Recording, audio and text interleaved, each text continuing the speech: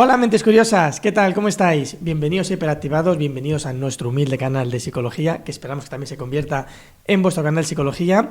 Y bueno, aquí tengo a mi lado como siempre, Jessica, ¿qué tal? ¿Qué tal, Alberto? Bueno, Muy hoy el primero de los vídeos cortos que tenemos de esta serie, del anterior vídeo del triángulo dramático de Karman, y hoy empezamos con el rol de víctima. Así que vamos a por ello.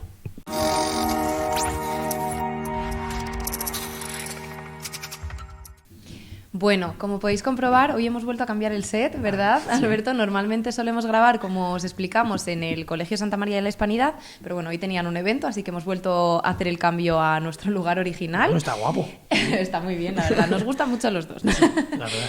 Muy bien. Nada, recomendaros antes de que podamos empezar, como siempre, que os suscribáis a nuestro canal, ¿vale? Que así nos ayudáis mucho a poder difundir y llegar a más personas, así que podéis pinchar por aquí abajo. Y como ya explicaba Alberto, vamos a empezar con esta sección de vídeos cortos donde vamos a desglosar un poquito en este vídeo el rol de víctima, pero después también el de salvador y perseguidor.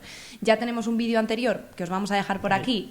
Queremos. Por si, a ver si sabemos hacerlo. Os lo vamos a dejar por aquí por si queréis retomar y poneros un poquito al tanto sobre la base, ¿no? Que era ese triángulo dramático de Karman. Y dentro de esto queremos desglosar un poquito los tres roles. Son tres roles que en sí mismo no tienen por qué ser patológicos, pero sí que es cierto que bueno, se pueden perpetuar dentro de relaciones disfuncionales, ¿no? Dentro de conflictos, sobre todo.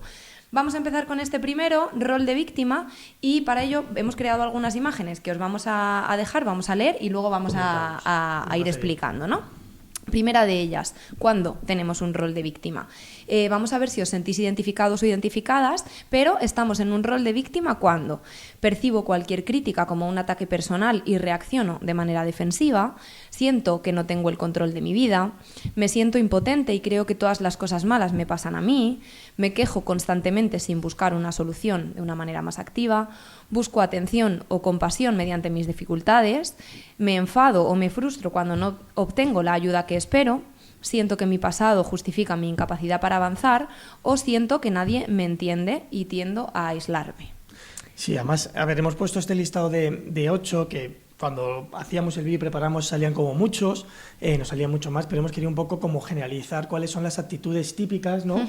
Que podemos tener cuando entramos en el rol de víctima. Yo creo que lo primero y lo más importante es entender que estos roles no son patológicos, es decir, al final son negativos, nos generan un malestar, una incomodidad, por eso este triángulo se llama dramático, ¿no? Porque refleja relaciones que son disfuncionales, que son desiguales y que muchas veces son tóxicas, pero que todos tendemos a caer, y yo creo que si todos pensamos un poco en nuestras relaciones, todos podemos caer en el rol de víctima en algún momento, igual que podemos caer en rol de salvador o en rol de perseguidor. Una cosa que yo creo que es interesante, que lo estamos viendo aquí, es que la víctima decimos que se relaciona con estas otras dos figuras, que es la de perseguidor y que es la de salvador, y en función de con quién esté, pues va a tender a tener unas actitudes, a lo mejor más, lo hemos visto ahí, de quejarse, más de buscar esa ayuda, o a lo mejor más de quedarse un poco inhibida ante la figura del perseguidor que le está criticando, juzgando o incluso menospreciando. Justo. Yo creo también que, ya lo comentábamos en el vídeo inicial, pero tenemos que tener claro que no que tengamos un rol de víctima implica que lo tengamos con todas las personas de nuestro entorno, sino que podemos tender a comportarnos bajo este rol con, por ejemplo, nuestra pareja, pero luego tener un rol más perseguidor con algún familiar, ¿no? Esto está como en continuo movimiento. Y dentro del rol de víctima, lo que siempre destacamos, que yo creo que es común a estas 8 características o a estos 8 comportamientos, es esa indefensión, ¿no? Sí. Ya me relacione con el salvador o con el perseguidor, al final el sentimiento que tiene esa víctima es de no puedo hacer nada para cambiar la situación, me siento un poco inmóvil. Sí, al final yo creo que esa es la clave para intentar, luego veremos, salir de ahí. Hay que también diferenciar que el que yo caiga en un rol de víctima no quiere decir que yo tenga una actitud de por vida victimista, ¿no? Que luego también hay que diferenciar un poco entre el rol de víctima que yo puedo tener en una situación con una actitud, una tendencia a ser victimizado, ¿no? O victimizarme con la situación, que también es una manera de afrontar las cosas que generalmente lo hacen las personas que tienen miedo a tomar determinadas decisiones por el miedo a luego mejor equivocarse o que le rechacen o que no salgan, ¿no? Creo que es interesante. Creo que también es muy interesante entender el por qué, ¿no? ¿Qué nos lleva a las personas muchas veces a meternos en este rol de víctima? Y aquí hemos creado otro gráfico que os leemos, ¿no? Dice, me comporto como una víctima porque he tenido una crianza sobreprotectora, no se han atendido mis necesidades afectivas, no he tenido comprensión, no se me ha escuchado, no se me ha atendido lo suficiente, he sido víctima de un entorno crítico o autoritario que me ha invalidado, mis conductas de víctima me generan un refuerzo social o afecto que las acaba perpetuando, he caído en indefensión aprendida y creo que no tengo el control, o estoy atrapado en mis pensamientos negativos. Claro, claro. Aquí yo creo que se ve muy claro, aunque como explicaba antes Alberto, podemos diferenciarlo en función de si se relaciona con un salvador o con un perseguidor, pero para que se vea muy claro, con un salvador, al final la víctima acaba perpetuando esa indefensión desde él.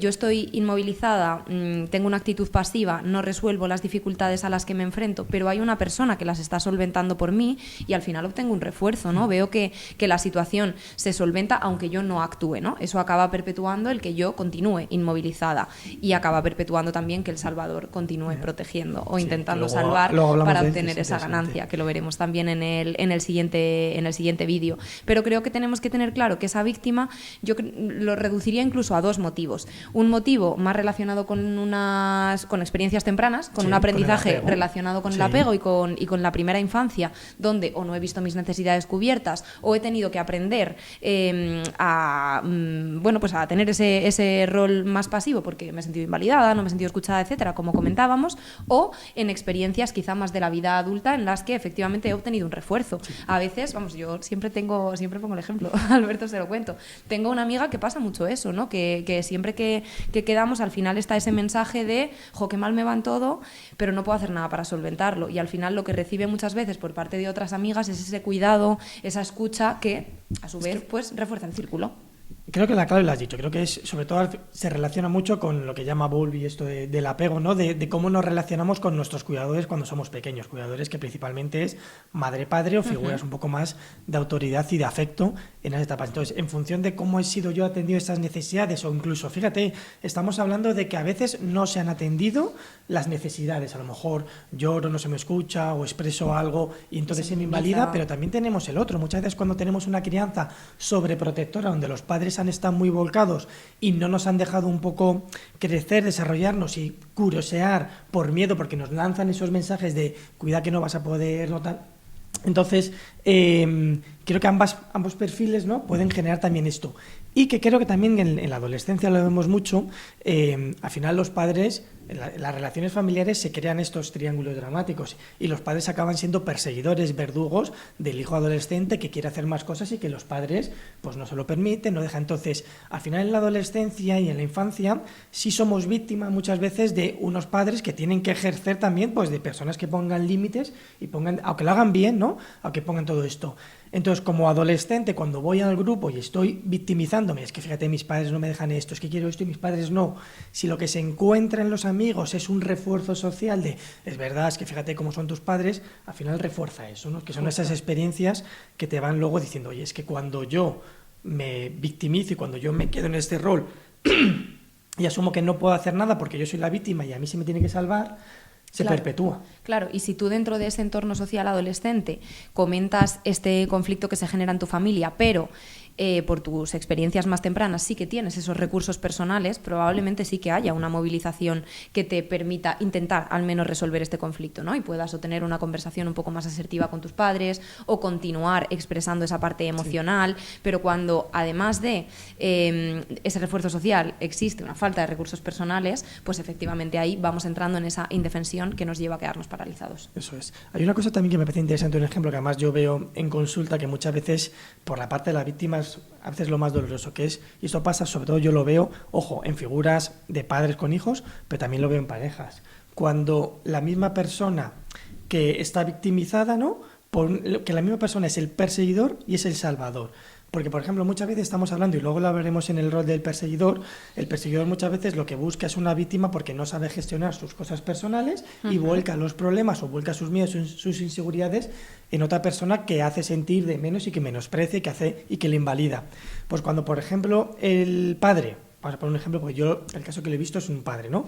El padre hace que su hijo, que su hija, pues le hace así, es que no puedes, es que tengo que ser yo, es que si no te ayudo yo no lo vas a conseguir. Y luego ese padre mismo le ayuda, el padre está haciendo de perseguidor y está haciendo de salvador. Y para la persona que se queda como víctima, qué duro y qué difícil es de gestionar que la misma persona que a veces te machaca, es la misma persona que luego siempre está y te salva. Entonces, eso desde el apego y desde el cómo gestiono yo todo esto es complicado, y eso son cosas que yo veo mucho en las relaciones paterno-filiales. Sí, y que también lo podemos extrapolar, a parejas, ¿no? Donde la pareja es quien está un poco machacando, cuando no tenga esa intención, para luego poder salvar.